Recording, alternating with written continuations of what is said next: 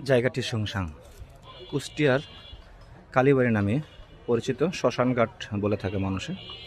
সেই কুষ্টিয়ার লালনের বাড়ির উত্তর প্রান্তে এই শ্মশানঘাটটি। যতটুকু শুনতে পেরেছি এখানে নাকি হিন্দুদের পাশাপাশি মুসলিমদেরও কবরস্থান রয়েছে এখানে। আসলে জায়গাটি দিনের বেলা আসছি বলে আপনাদের সম্পূর্ণ দেখানো পেরেছি।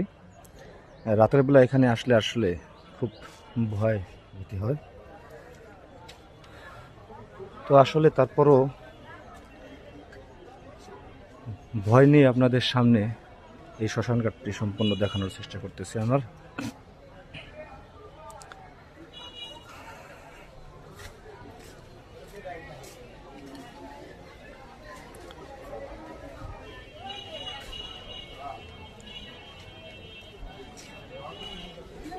শত শত মানুষ এখানে আসে দেখার উদ্দেশ্যে।